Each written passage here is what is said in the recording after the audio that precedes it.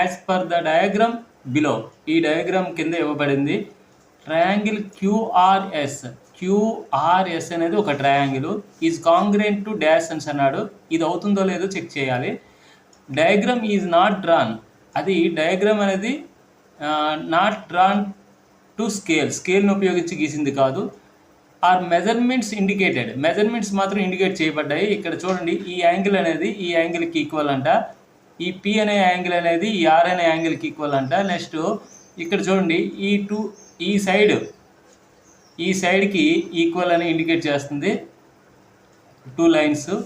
అలాగే ప్రతిది కూడా ఈ లైన్ అనేది, ఈ పీటీ లైన్ అనేది ఆర్ఎస్ లైన్ ఇండికేట్ చేస్తుంది, ఈ క్యూటీ అనేది క్యూఎస్ లైన్ని ఇండికేట్ చేస్తుంది. అయితే మనకి మన ట్రయాంగిల్లో ఫస్ట్ ట్రయాంగిల్ ఏం తీసుకున్నాడు, క్యూఆర్ఎస్ అని తీసుకున్నాడు.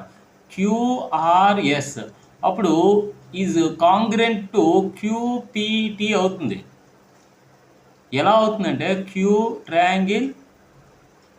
ట్రయాంగిల్ క్యూపీటీ అవుతుంది అనమాట. ఎక్కడుంది మనకి, option B is right answer అవుతుంది.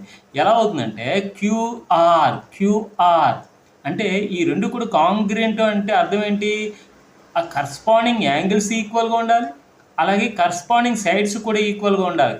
ఈజ్ కాంగ్రెంట్ అంటే క్యూపీ లెంత్ ఎంత ఉందో చూడండి, ఇక్కడ క్యూపీ లెంత్ ఎంత ఉందో ఇక్కడ క్యూఆర్ కూడా అంతే లెంత్ ఉండాలి. అదేవిధంగా క్యూటీ లెంత్ ఎంత ఉందో ఇక్కడ క్యూటీ ఉంటుంది, లెంత్ ఎంత ఉంటుందో ఇక్కడ క్యూఎస్ కూడా అంతే లెంత్ కలిగి ఉండాలి. అంటే కరస్పాండింగ్ సైడ్స్ ఈక్వల్గా ఉండాలి, కరస్పాండింగ్ యాంగిల్స్ ఈక్వల్గా ఉంటే both triangles are congruent. Okay, ఇక్కడ చూడండి, ఈ సైడ్ అనేది ఈ సైడ్కి ఈక్వల్గా ఉండాలి. అంటే పీటీ అనేది ఈక్వల్ టు ఆర్ఎస్ అయ్యి ఉండాలి.